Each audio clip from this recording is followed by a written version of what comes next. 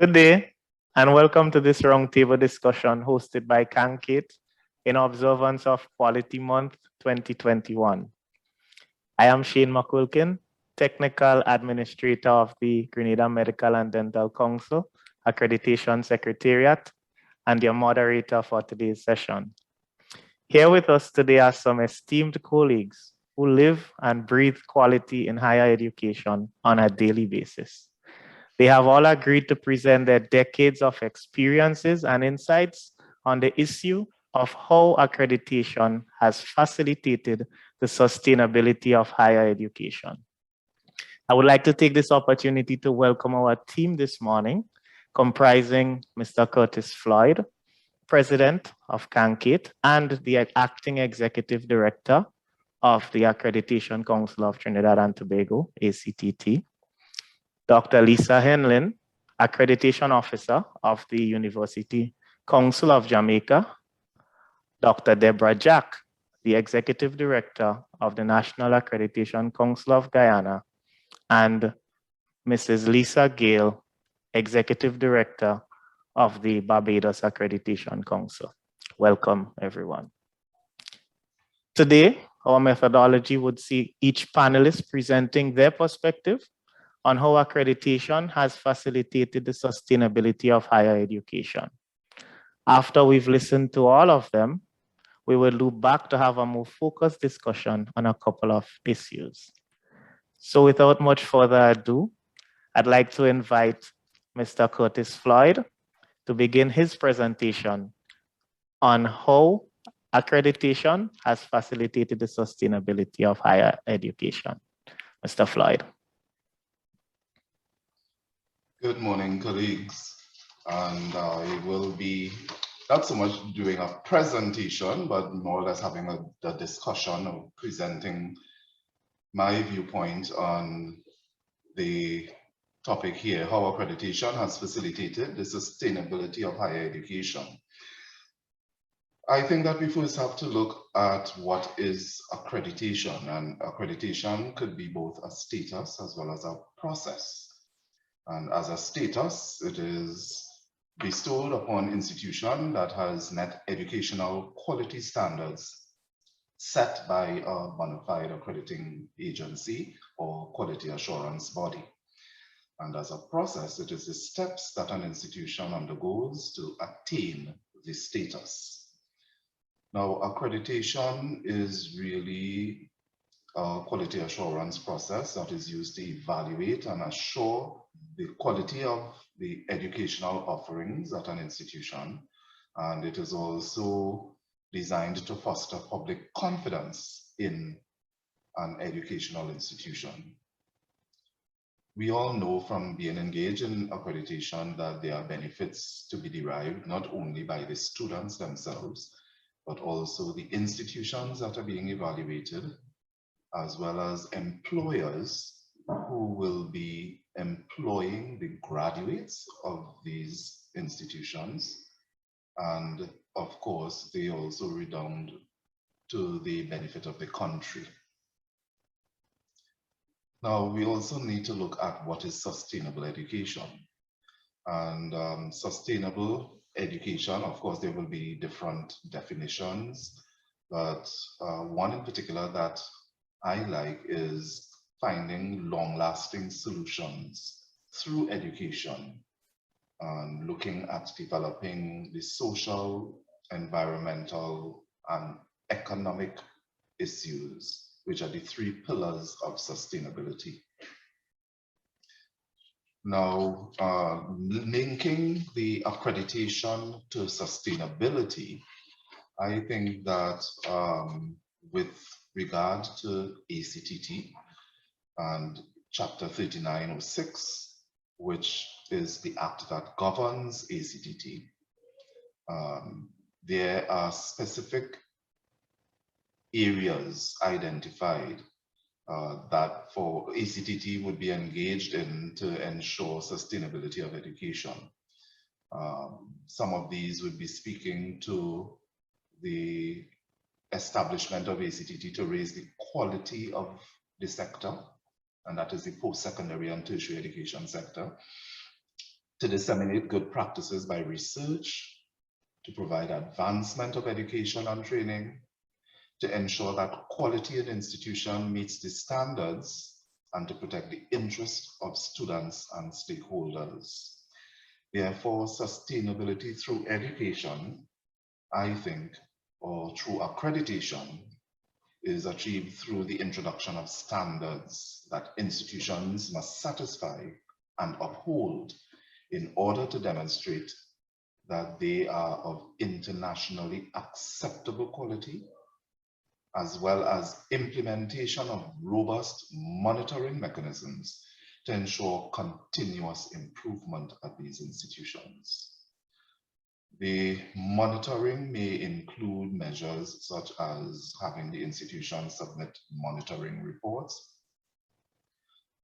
having the institution subjected to periodic visits by the quality assurance body, and also by the quality assurance body providing support to the institutions in the form of institutional development. And this could include workshops, making sure that the institutions are exposed to webinars, conferences, training opportunities by professionals in different fields, the sharing of best practices, and of course, providing access to resources to the institutions. All of this would help with developing the institutions and guiding them towards assuring sustainable education. There are also other areas such as outreach opportunities that the institutions can engage in, and these again can be facilitated at an institution to institution level, or it is something that can be introduced by the quality assurance body to facilitate outreach on opportunities. Also, focused research in different areas, looking at assessment and curriculum reform. All of these are areas or opportunities for the institutions to be able to engage in sustainable education. We also have the opportunity to look at policies and policy reform, looking at resources. And when we speak of resources, we are looking at the provision of financial, human, physical, and technological resources, all which work together as a well-oiled machine to result in sustainable tertiary education. And these are some of the things that we have been engaged in over the years at the Accreditation Council. And we have seen the benefits in terms of the improved quality at the institutions. The institutions themselves have also reported that their exposure to these different opportunities have benefited them immensely. And they too have seen the improvement in the quality of their offerings, the improvement in the quality of their facilities, the improvement in the quality of the students that graduate from their institutions, and of course, even feedback from employers would indicate that they are seeing a closing now of the gaps that they would have identified previously in some of the graduates from these institutions who are now employees at their facilities. So these are just some of the areas that I wanted to share this morning. Thank you.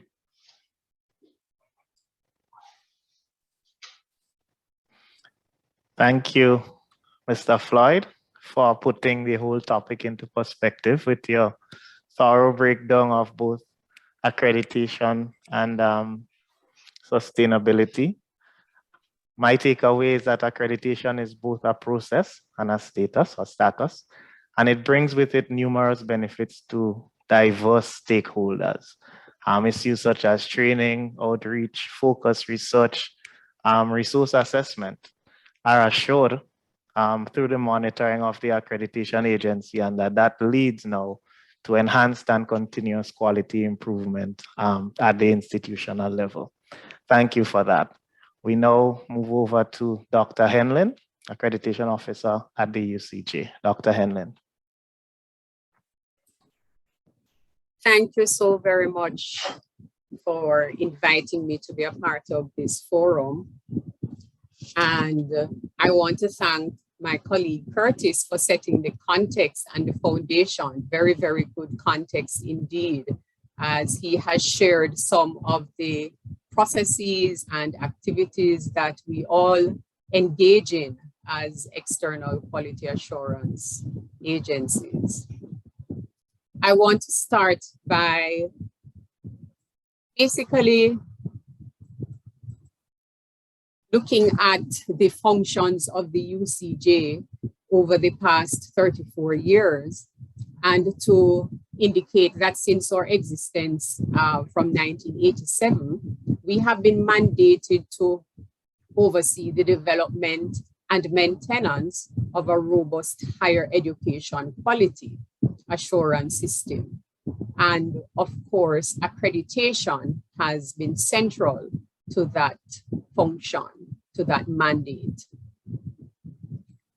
Like our colleagues at ACCT, the preparation of standards play a critical role. The preparation and use of standards play a critical role in the quality assurance of programs of institutions.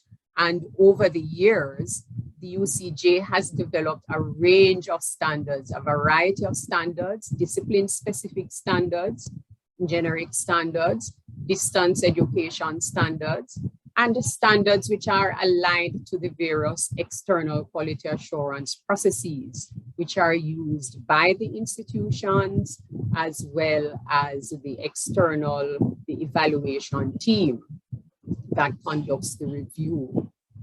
And throughout the years, we have seen that accreditation has provided access to a variety of higher education institutions and programs. Through accreditation, through the UCJ's accreditation process, the public, students, employers have benefited from the accreditation process. In fact, accreditation has been designed to strengthen and sustain the quality of higher education. I like to look at the higher education system as an ecosystem with various interconnected parties, of which our students, we could consider our students the most important. And one of the most important benefits to students is that they are assured that they are pursuing programs that are satisfactory, have met standards that will provide them access to a profession and even to further studies. Of course, accredited programs assist in the transfer of credits. And last but not least, accreditation also provides a pathway to accessing low interest loans and scholarships, which will benefit students. The employers have an assurance of accountability. They are assured of the quality of the program of study, and they receive an assurance that graduates have achieved certain learning outcomes, have achieved particular levels of knowledge and specific competencies. The accredited programs also serve the public in general and the government specifically. Accreditation serves to identify the institutions and programs that are on a quality journey. The identification of these programs provide us with some confidence that these institutions are striving for continuous improvement and enhancement. our institutions have benefited from the intervention called accreditation. The institution benefits by being prompted to examine itself. We like to say to look in the mirror, to self-assess, to see where it needs improvement. And so the work of the UCJ through accreditation acts as a catalyst for strengthening the internal quality assurance systems within an institution. We have already mentioned that approved institutions are able to provide students with access to low-interest Government of Jamaica student loans. And institutions also benefit from the enhanced marketability of programs. There are opportunities for collaboration with other institutions, as well as the recognition of cross-border higher education providers who operate within our jurisdiction. This is very important because accreditation actually distinguishes between those diploma mills that tend to infiltrate one's environment and will provide the public with the information that they need to make a conscious decision, to make the right decision regarding programs of study. Thank you. Thank you, Dr. Henlin, for continuing the conversation. Some really, really important things there to really internalize, particularly the important role that standards play, that accreditation and so on, higher education is an ecosystem, and that accreditation really benefits or provides benefits to the public, the students, to employers in different ways. But particularly if we were to focus on the students, it gives them that assurance that accredited programs are satisfactory, and it helps to improve their employability, and of course provides access to further education. The institution itself is forced to do a self-examination and a self-assessment to really fortify its quality practices and so. So thank you very much for that, and really appreciate your presence here. We move right along and we invite Dr. Deborah Jack of the National Accreditation Council of Guyana. Dr. Jack, over to you.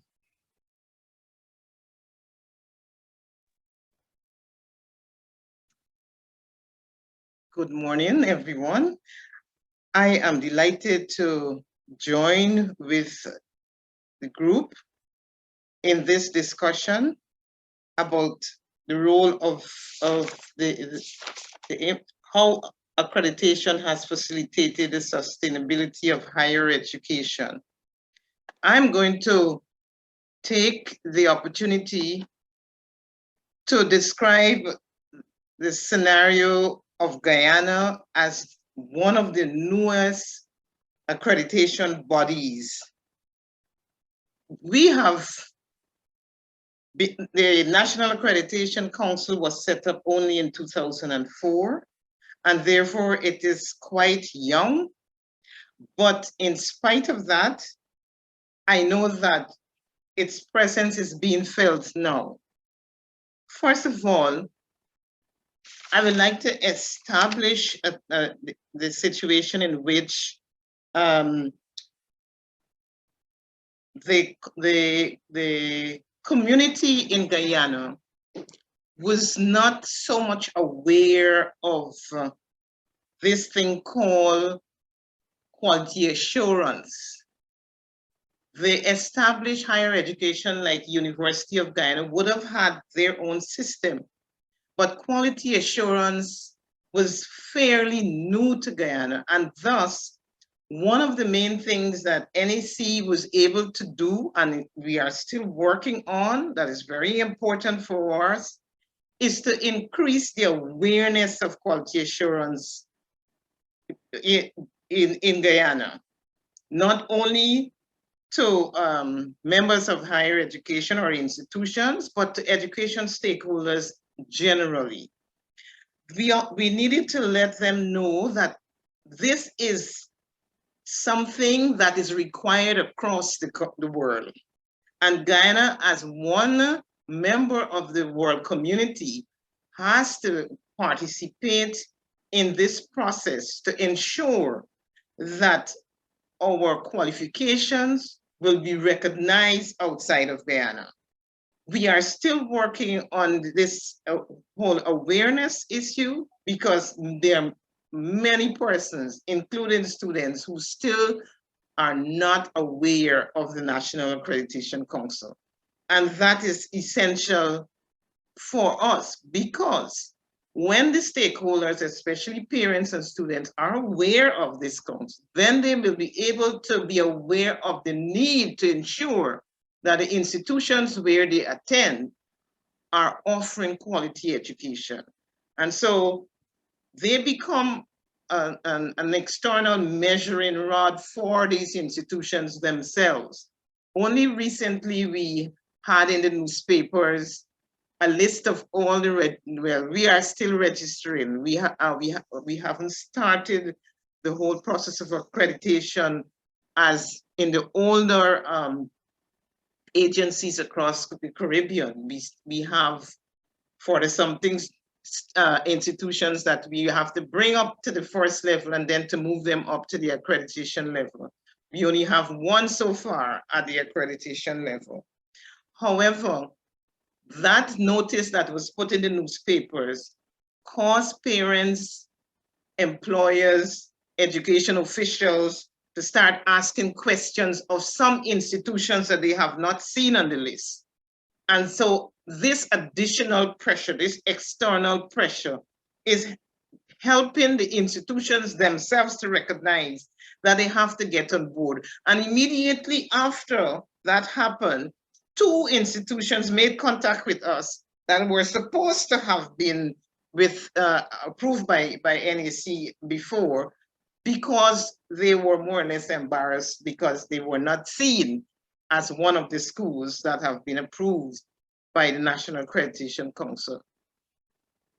NAC's work of quality assurance and external accreditation has also helped the private education providers to have some degree of recognition because of the fact that before, persons were not so sure who was doing what and how recognized these schools were. So now that they have been quality assured by NAC, they now have the kind of recognition that will allow their qualifications to be accepted by parents, and for parents and employers and other stakeholders to be encouraged to send their students there.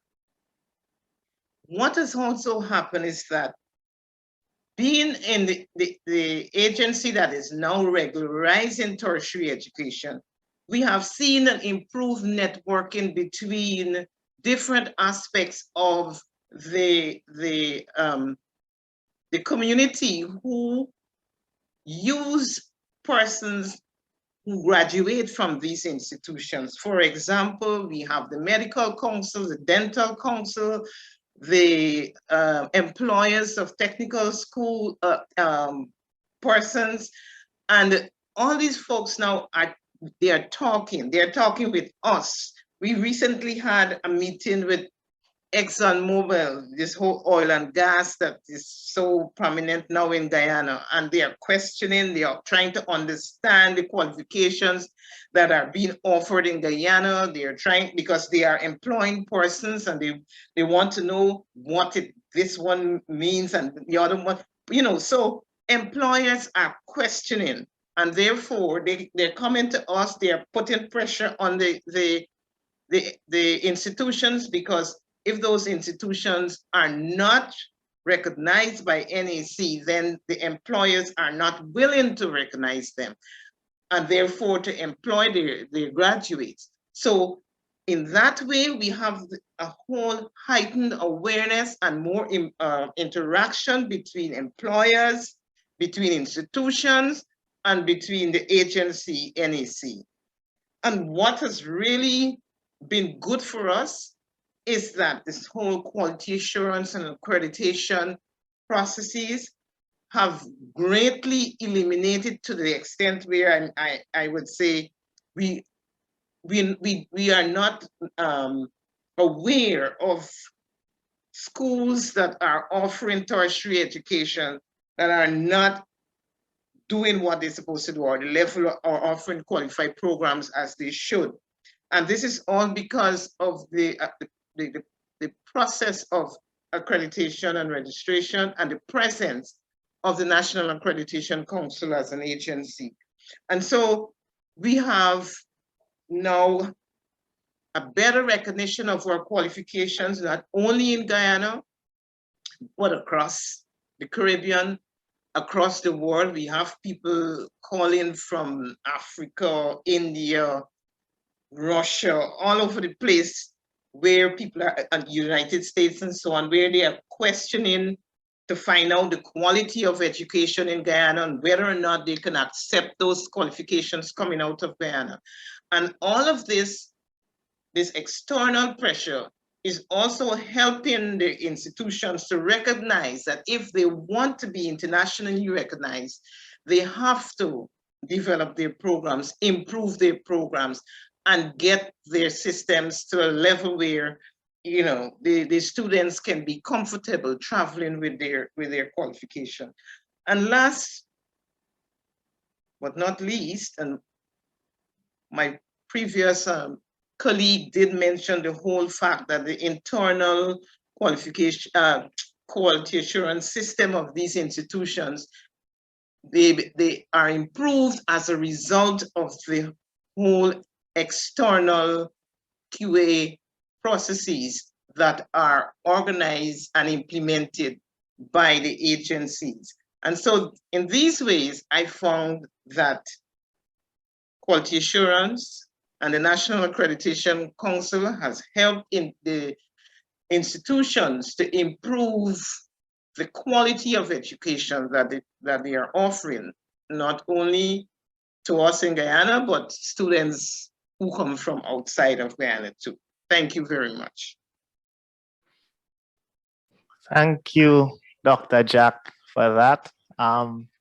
It really is good to know that the NAC has been working so hard at creating that public awareness, you know, so that the public can tell the benefits of quality assurance and understand what it does both on a national and international level. And I think you expounded greatly on how those benefits accrue to the Guyanese populace, but that I'm sure figures for every society. And so I also wanted to note the repetition of the fact that through higher education, through quality assurance in higher education, that we seem to be working very hard and doing well in terms of reducing the risk of students signing up for the diploma mills, the bogus institutions, and so, and just ensuring that students do access quality programs, not only in the mainstream field that we're accustomed to, but in also the non-traditional areas. And so thank you, Dr. Jack, and moving right along to Barbados and Mrs. Lisa Gale. Mrs. Gale. Hi, good morning. It's such a pleasure to be joining this very esteemed panel. I am only 17 months in, having joined at the Barbados Accreditation Council, and to hear my colleagues, I was very pleased. You have really accurately reflected on the topic of how accreditation has facilitated the sustainability of higher education. When I think of sustainability, for me, it is a commitment to rethinking, reimagining, revisioning, even as we are going through we're now doing our 5-year strategic plan. We're now doing the very early stage phase of that. But yes, I see it as those 3 things: rethinking, reimagining, and revisioning, particularly our quality assurance practices. And that's how we will improve the sustainability of higher education. And it is both internal and external. And as I reflect on the theme, I think about quality assurance professionals further capitalizing on sustainable development for, you know, those steps that you take for bearing on your organizations' products. And if we look at the theme for the week, for Quality Week, it looks at sustainability, improving our products, our people, and the planet. And if we are, in fact, as quality assurance professionals looking to improve and to be sustainable, then we must indeed look at the environment that is around us, look at the people who do, whether it is our external evaluators, whether it's us, the quality assurance professionals, whether it is the team that we have here in the respective quality assurance agencies, as well as the higher education institutions, the persons that they employ, and then the services that they offer, so that the students will be the ones who are benefiting, so that the employers will be the ones who are benefiting, as well as the whole system. So we should do this cognizant of the ability that we have as quality assurance professionals in improving the overall system that we are working within. One of the things I just came from, we just started an external evaluation with an entity. They're now starting a 2-day virtual visit. And one of the things I talked about just before was the strength and the rigor that we go through when we are doing an exercise like this. And I was very pleased to hear about the whole contingent's experience and knowledge and what that would bring to bear in terms of the same exercise. It will continue to maintain the robustness and the integrity of that exercise, the evaluation process. So I wanted to use two terms. I wanted to steal 2 terms from somewhere. And I've heard this before, build back better. When you think about sustainability, sometimes we think of a hurricane and we think of the damage that it has done, and we think about building back better, and we can practically see that within the context. But then when we think of how COVID has impacted higher education, and we know of the online scenarios, the emergency training, we know of normal online with respect to the EMSs, etc. Building back better for me then is constructing a robust system. And I have a definition here, but constructing a robust system which is financially and environmentally sustainable, being cognizant of the focus on sustainable quality assurance, so that we are not limiting it to quality assurance, World Quality Week, as we're discussing within this context, but we should be dedicated to it, and we should be dedicated to quality constantly, as it must be reflecting in our everyday aspects of lives. And I say that because building back better is something that we want to do in our schools, we want to do it in our institutions, because we know who it will benefit. And if we're looking at the theme again, we pull quality out. And I keep having to do this to a lot of my friends and family who are not in the quality space. They don't necessarily understand quality as such an esoteric topic.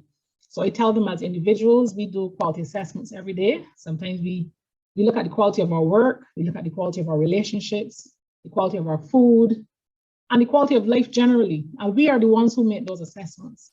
But in quality, in education, the quality assurance professionals, they're also trained to base on the standards, whether it is through registration or through accreditation. They're the ones who are also determining whether something is of a quality standard. They make quality assessments on a regular, and that's how I get them to understand that these are things that are happening on an everyday basis. So here at the Barbados Accreditation Council, through our act, we are seeking to ensure that providers meet global standards to prepare students for the world stage. And we use the benchmark of global recognition as a quality indicator in order so that we can compare ourselves with other persons through best practices.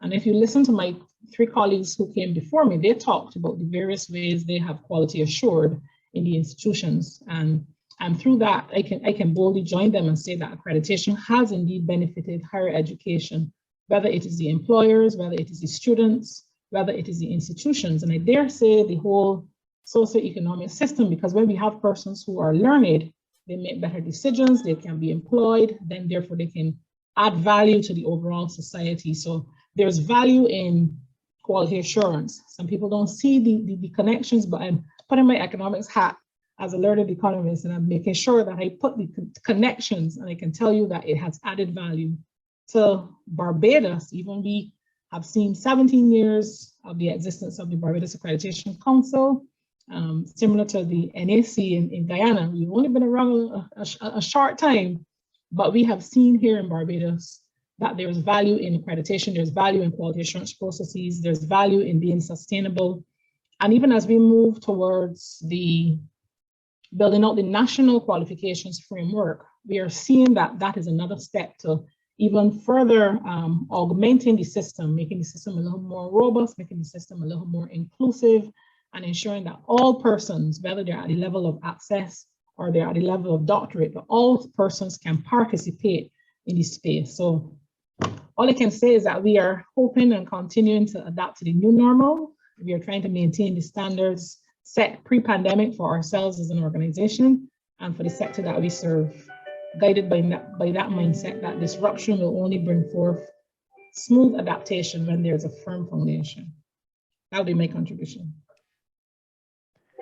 Thank you, Mrs. Gale. And the first thing that struck me after you said 7 months is that you certainly don't speak like a rookie at all. So thank you for that.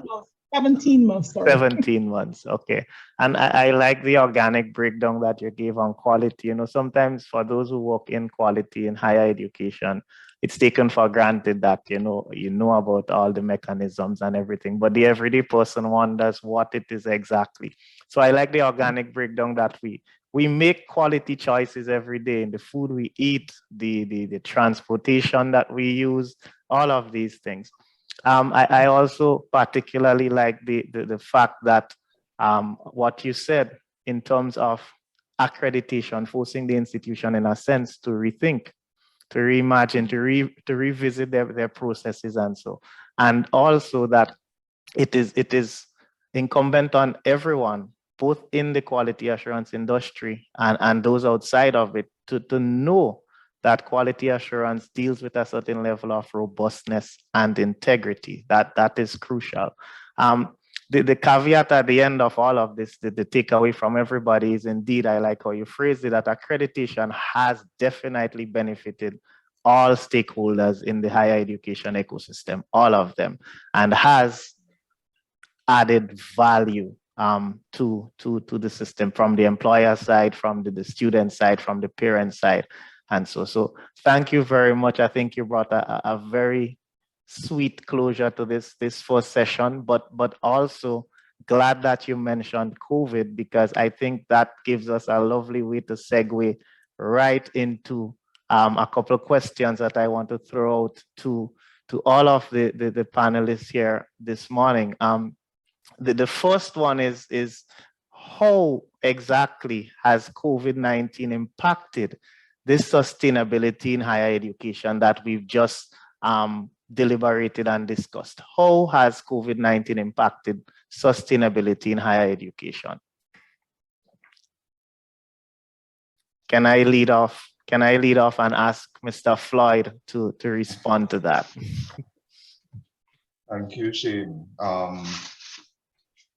Of course, we would have linked education to facilitating the 3 pillars of sustainability, which would be impacting, of course, the environment and economic and the social aspect of our lives.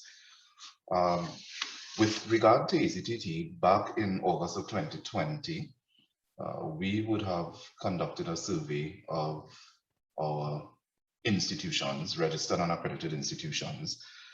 We would have looked actually targeting 38 institutions, 38 registered institutions, and 14 accredited institutions.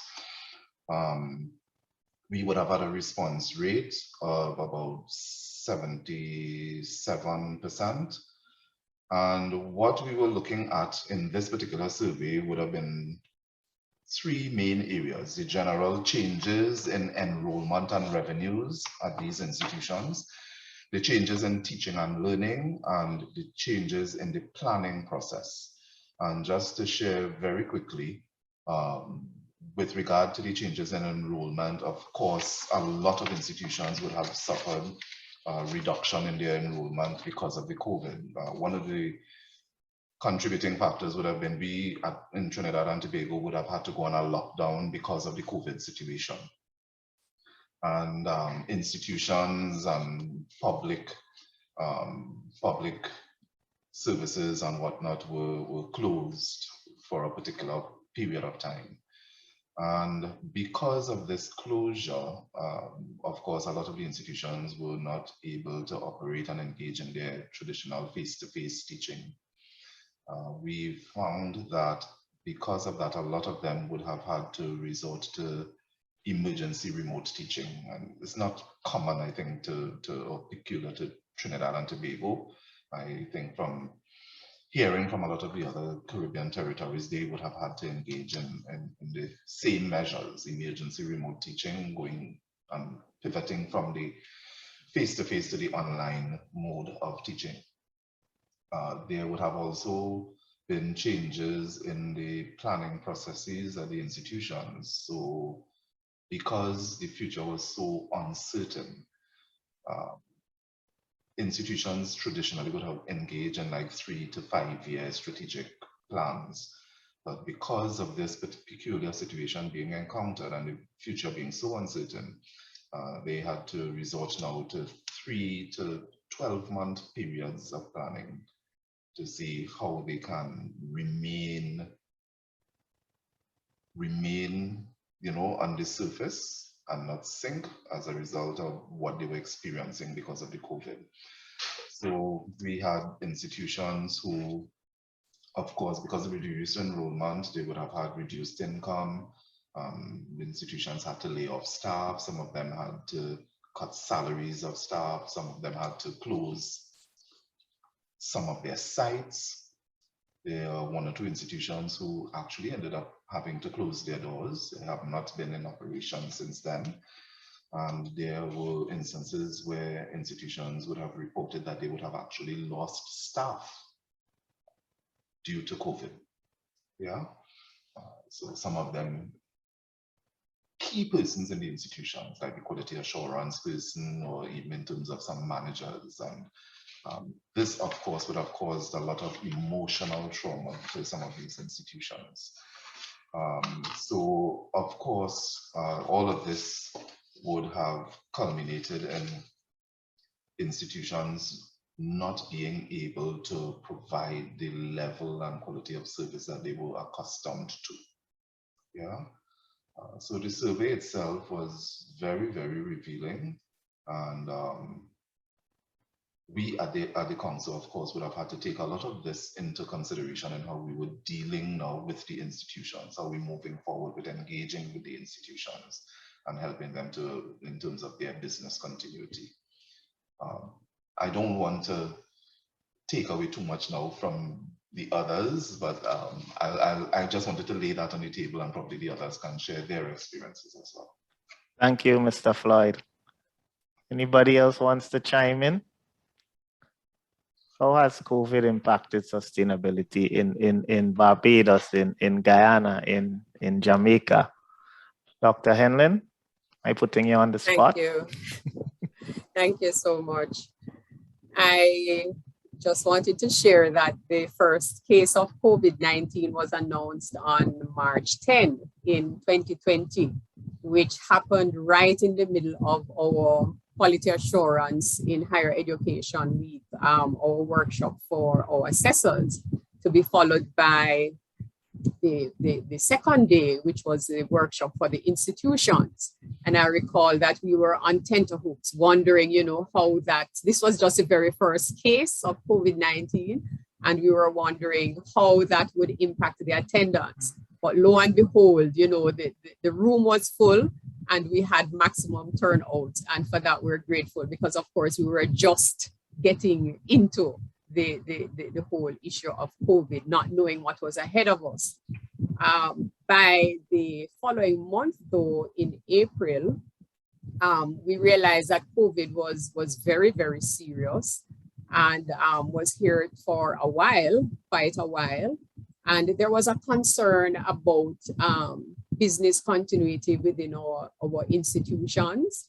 And we issued what we called a business continuity quality criteria checklist to our institutions in April of 2020.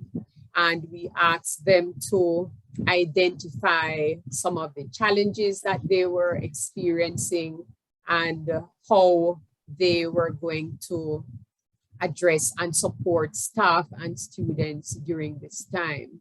So we in a sense, upped the monitoring of our institutions during that time. And since last year until now, there are still one or two institutions who have not yet submitted their business continuity, but to the best of our knowledge, all our institutions are still up and running and doing well. We were impacted, of course, with the lockdowns and forced into, I should say, transitioned into working remotely more fully, as we were actually on a path prior to COVID. So in a sense, prior to COVID, the accreditation unit actually were working on a rostered basis from home. And so when COVID hit, we were able to transition into working from home fully with the requisite policies in place and directives from the government. We had what I would describe as a successful pivot to virtual visits. We had our first virtual visit in April of 2020, and we have been continuing with that up to this present time, supported by, again, Zoom protocols, working through the Zoom video conferencing platform, and doing our training of our evaluation teams using Zoom. Again, I just want to reflect on the fact that we had, in fact, started the online dimension of training of teams prior to COVID, in the early days using Skype, and then transitioning to Zoom. So we had all of that. So in all of this, I am thinking of, yes, we pivoted. We are kind of like the bamboo. The bamboo will bend, but we didn't break under the COVID, and we were able to this year continue with our quality assurance week. We had a training session for our institutions under the theme of assuring quality in online delivery for higher education. So we demonstrated some resilience.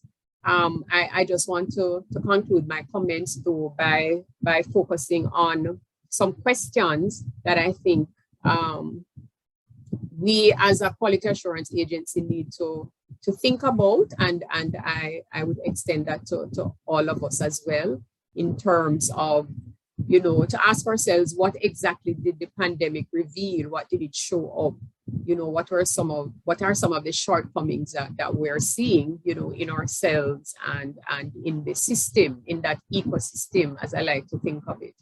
And the other question, coming off the fact that of the recent climate change conference and so on, and the fact that the environment is at the forefront of our mind, is, are we using our resources, the resources at our disposal as fully as we possibly can? I think of the fact that now we have transitioned to using Google Drive completely for the submission of our documentation to support the external quality assurance review, whereas years before we used to have the institutions coming in with boxes of documents, which we would then dispatch to the evaluation team members and so on. So, the reduction in paper is a major plus for us. And the last question I want to raise is, can we do things differently, but yet still maintain a quality focus? So for me, those are some critical questions as we continue to go through the pandemic that we need to reflect on. Thank you. Thanks, Dr. Henlin, for your thoughts. Very thought-provoking and necessary questions to ask ourselves. Dr. Jack, anything to add here? Yes, I would like to support those comments made by Mr. Floyd and Dr. Henlin too, because we have had the same kind of adjustments that needed to be made as a result of the COVID. But one thing that came out, that stood out for us, that had to be accelerated, was the preparation for online and distance education. As I indicated earlier, NEC is still quite young, and so we are growing in a lot of areas.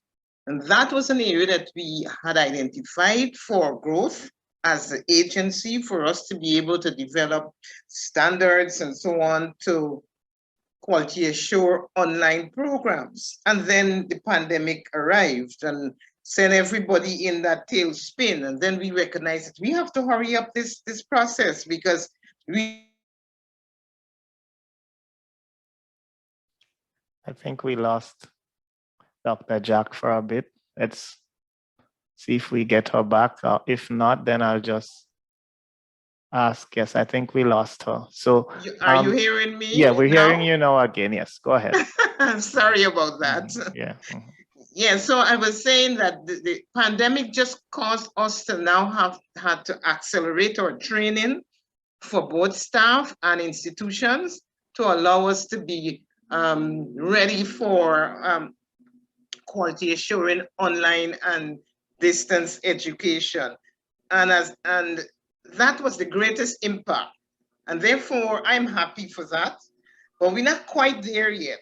But we'll get there shortly, I hope, because we got help from the Commonwealth of Learning to have the criteria and standards established. And then we got help for the training for our officers and for the institutions. And therefore, we are hoping that early next year, we can start this whole online quality assuring online and distance education. The other thing that what I think the pandemic has done is help us all to utilize the technology a little more. And it has helped us to, because NEC has a very small staff. We only have. We can't hear you again. Sorry, Dr. Jack, but we can't hear you. There seems to be some issues here with Dr. Jack's internet connection. And I think that was good for us. And because of I would like to stop there for now. Dr. Jack, I don't know if you wanted to Hello? repeat. I'm not sure if you wanted to repeat your Hello? last. Okay, so she has a delayed connection. I think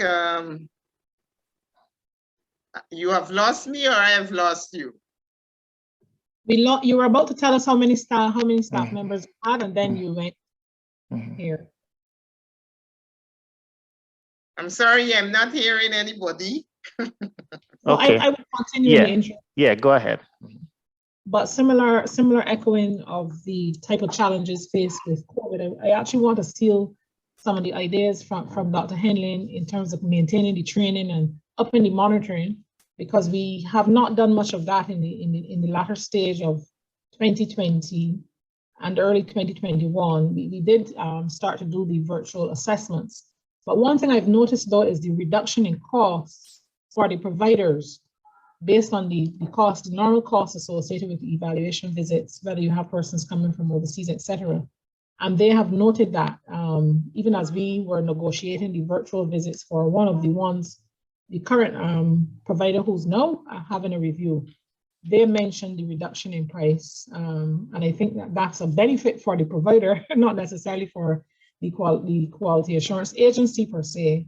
And I also wanted to underscore the point about using the technology. Dr. Jack just mentioned it. They're being forced to use the technology so as to make business, make the process of business even easier on ourselves and also on the persons who we interact with. So I think those are two positives that came out, and not necessarily as impactful as ACTT would have had in terms of the loss of some providers, but some of them have asked for a delay in the re-registration process, but not necessarily that they've gone out of business per se. We haven't had that significant impact on our providers. And that's it for me. I really want to just say thanks to everyone for the wealth of information that's coming out here. And I really hope that our viewership is as enthralled as I am with the content. And so I just have one final question to the panelists. I mean, as the world waits to exhale, we can say, from this dreaded COVID-19 pandemic. Life must go on and life must continue, and we really do hope that COVID buries itself somewhere permanently soon. But we've heard about improvements in technology, the use of technology. We've heard of that reduction, and I laughed when Dr. Henlin mentioned it, because you did actually literally have boxes of information coming in to give to your site visitors and so for assessment. But how do you imagine the future in higher education post-COVID? What stays, what goes, what development would come? What kind of future do you imagine after COVID? What do you think that would look like? Since you're on screen, Mrs. Gale, let me just start with you. Thanks. You're muted. Yes, sorry, I was saying that's quite okay. I jotted down some thoughts here in terms of what the future of higher education post-COVID will look like. And I think we better learn the lessons from COVID and not see COVID as a blip and then continue to go back to normalcy. I think we need to draw the positives out of this experience. And even as we look at virtual visits, we can do a blended approach. And so I think that's what the future will look like for us for sure here at the Barbados Accreditation Council. One of the other things in terms of the whole evolution of EQA, one thing I want to take away from this, which we haven't done a lot, I've only had 1 or 2 conversations with Mr. Floyd, had a conversation with UCJ as well. I did some trying to speak to all of the persons, but I want there to be some further integration in terms of coming together, using ideas, drawing on the best practices, etc. And that for me is what the future for us here at the BAC would be. I know it happened in the past, it isn't COVID related, but using the stories and the lessons learned from our colleagues in our jurisdictions within the region so that we can help ourselves along, because some of us were honestly left with no answers, don't know what to do next, etc. And we needed to really evolve in that regard. Those would be 2. I also have here in terms of the use of data, we must underscore the value of how we should be using data when it comes in, how to maintain that data and not have, I think Dr. Henlin mentioned it in terms of the boxes, but even not just the information in terms of the preparation for the site visits, but how do we keep information on each of our providers? We have in Barbados, we have a lot of files. And in order to find something, you have to go back through various volumes, but being a lot more nimble, a lot less bureaucratic, using more alternative providers as well, trying to not limit ourselves to the little spaces that we have. I think those will be the few that I have jotted down. And also in terms of focusing on the assessment of even the graduates in terms of the types of learning, as well as employability. So those are things that I have as what the future of EQA would be for us here at the BAC. Thank you again, Mrs. Gale, very much for your insights. Mr. Floyd? As you started with Ms. Gale, You thought I would go. You leave me for last. But not a problem at all. You know, I endorse what was said by Ms. Gale in terms of course, the virtual visits, because we are engaged, we at ACTT are engaged in a barrage of visits right now, a backlog of visits that could not have taken place because of the closure of institutions, etc. So we are constantly engaging in virtual visits at this time. As well as the online submissions. We too have reduced the need, you know, or eliminated the need for institutions to be submitting their applications physically. So everything is done online. All the services have moved totally online now. And that is something that is very much welcomed by all, you know, even in terms of storage space for all these physical files, you know, there is no longer a need for that. the online delivery of the curriculum. So I am seeing very many of the institutions from our engagement with them, from the surveys that I would have mentioned earlier, they too have welcomed, while there might be some challenges they would have encountered, they too have welcomed this whole transition now to the online. And they have indicated that they see the benefits that have been derived from transitioning now to the online delivery of the curriculum, in terms of no longer having to be paying rent for these multiple sites that they have. The traveling back and forth now is reduced. They are now able to, because their curriculum is now online, they are now able to reach a wider audience, etc. So you see some of the institutions are increasing their reach to outside of the country. One of the things that I'm seeing now, because institutions have been adapting to, and there are some of them who are able to quickly make the change to the online delivery, this is going to foster now greater competition among the institutions in terms of them offering a wider range of programs, trying to reach a wider volume of persons, and of course offering greater incentives for persons to pursue programs at their particular institution. I'm seeing institutions having to become more innovative with greater focus on the quality of their offerings. Because of the competition now, they have to up their game. So there would be greater focus on quality. I'm seeing institutions offering a wider range of programs at more competitive prices. I'm also seeing instances where institutions, there might be an amalgamation of institutions, or institutions engaging in partnerships, so that they can better capitalize on the resources and the combined resources that each of them may have. I'm also looking at it from the EQAA's perspective. I think that as EQAs, we would have to be a lot more stringent with regard to the monitoring of the institutions and their offerings. Of course, because now that everything is online, it opens itself up to a lot of other things that may come into play. And I think that as EQAs, we would have to be a lot more stringent in monitoring the institutions. So there would be impact for, or implications for the ACTT in terms of us modifying our policies, continuously monitoring the programs, and of course regulating programs and courses, because one of the things that has come out of this whole COVID situation is that because of the finances, persons are more inclined now to pursue short courses rather than long-term programs for 3 and 4 year duration because of the whole financial situation. So as EQAs, we have to be cognizant of that, make sure that we have all the policies and processes in place, and ensure that we provide incentives for the institutions to be innovative in what they are offering, and to at the same time maintain the quality in what they are offering to the public. Thank you.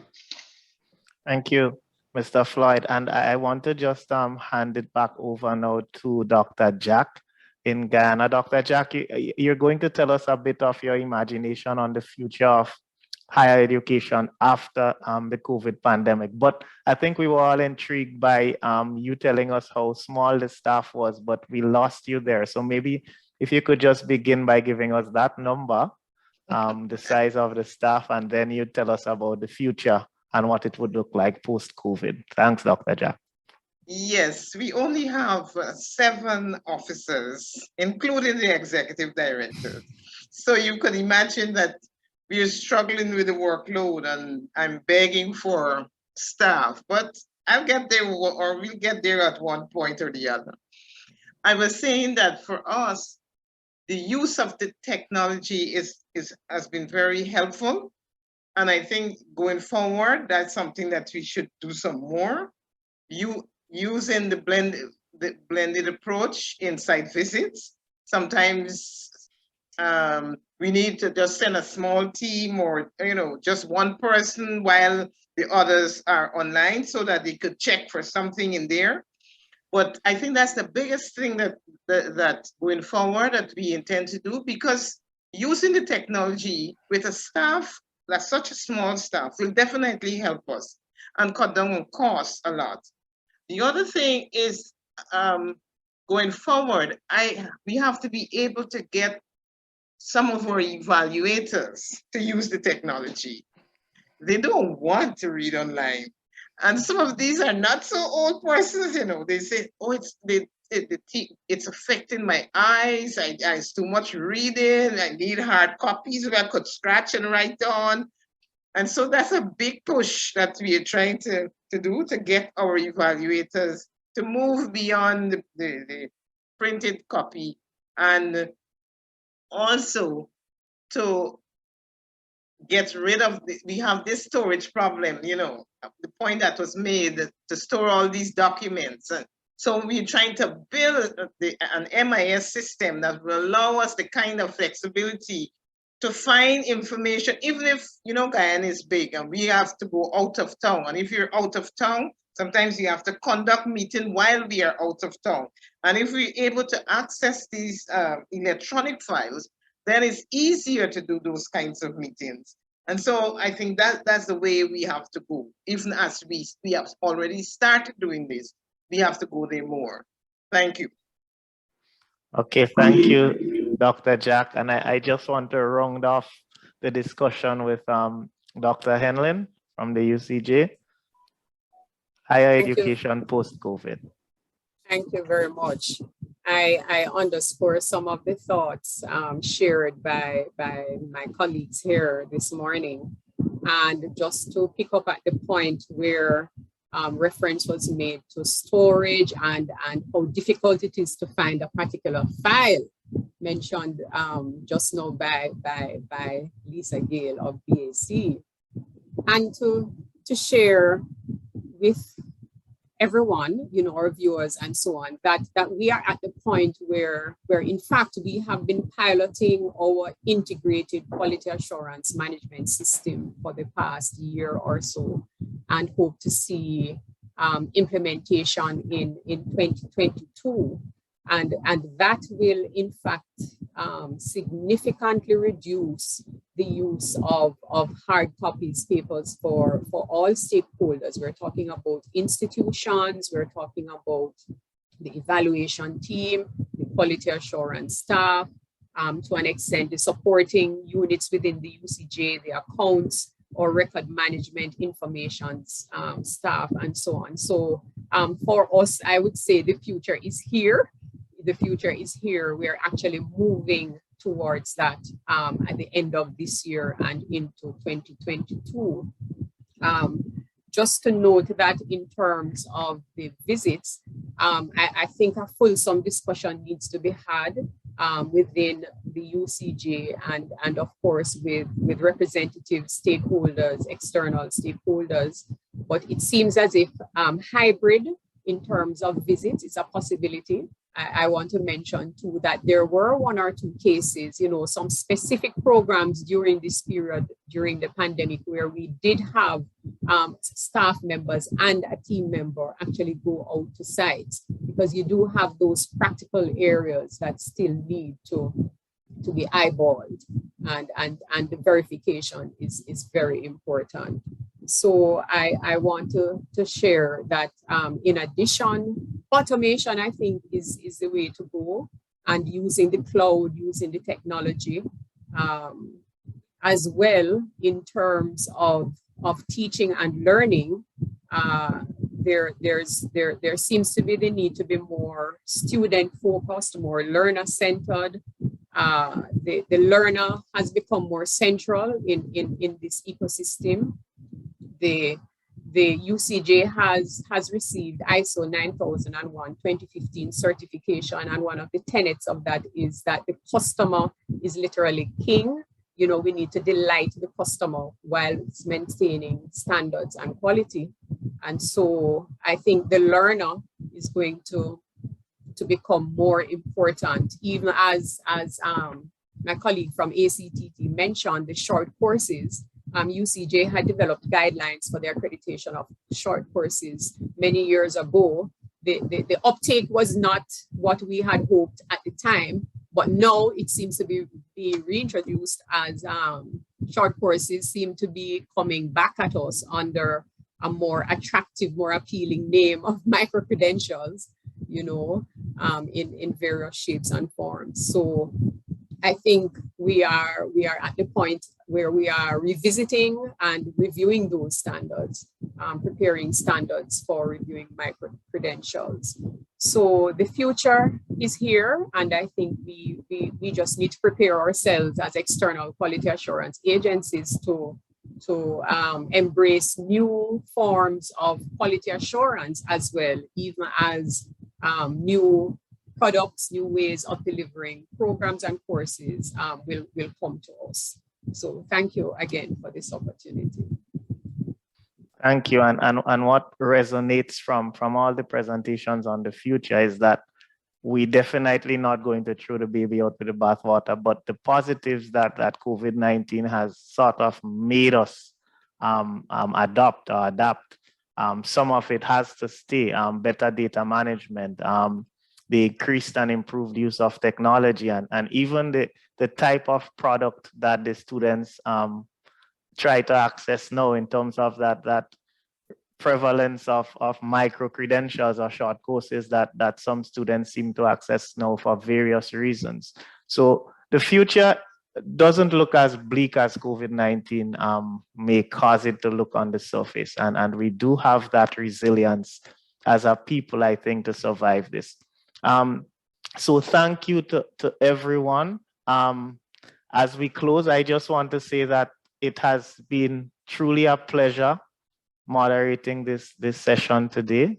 I would like to thank what I would say the luminaries on the panel for expressing those profound thoughts and refreshing perspectives.